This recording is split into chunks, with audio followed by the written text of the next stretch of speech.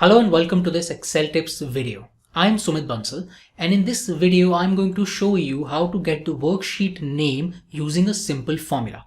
So here I have this workbook and the name of this workbook is data.xlsx, and I have these different worksheets in this workbook and I want to get the worksheet name with a formula. So the formula that I'm going to use is the cell formula, and it takes one argument, and you can see these are the different arguments it takes.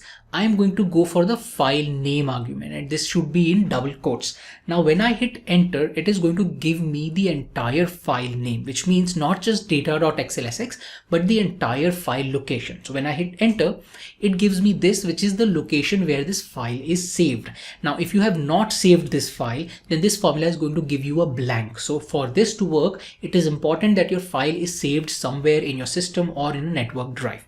Now I do not want the entire thing, and you can see it has the entire location including the file name and the worksheet name. And if I copy this formula and I paste it in any of these other worksheets, you will notice that it gives me the worksheet name in which the formula is applied.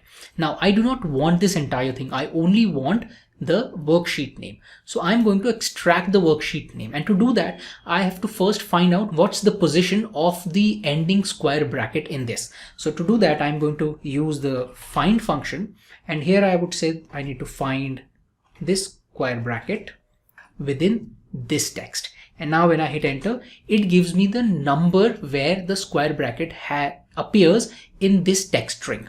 Now I have this value, and once I know this, all I need to do is extract everything that is to the right of it. Now I do not know how many characters are there to the right of it, so I'm going to use the len function and subtract the position of the square bracket from the len function. So what it gives me is len function here minus this. So this is going to give me the total number of characters that are there after the square bracket. So all I need to do is extract 7 characters after the square bracket, and to do that I'm going to use the write function, where this becomes my text and the total number of characters that I need to extract was given by this formula, which was 7.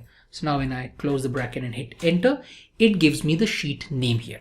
Now I do not need to have this value in a separate cell. I can copy this, and instead of referring to this cell, I can replace it in this formula. So instead of A1, I can put the cell formula, so that it is one single formula that is going to give me the sheet name. So I can delete this if I want, and this is the formula that is going to give me the sheet name. Now you can test it on other worksheets. If I come here, I hit Control V, and it gives me the right sheet name. Similarly, it gives me the right sheet name here. In case you change these, for example, if I come here and I make this 2020, this is going to automatically update.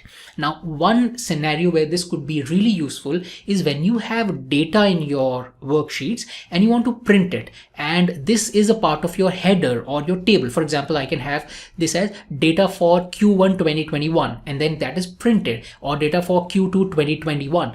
Then if I change the sheet name, then my table or my header would automatically update and include the new sheet name. So this is how you can use a really simple formula to get the sheet name in Excel. I hope you found this video useful. Also, if you're liking these videos, please subscribe to this YouTube channel and click on the bell icon so that you never miss out on any new Excel tips video I come up with. Thank you and have a nice day.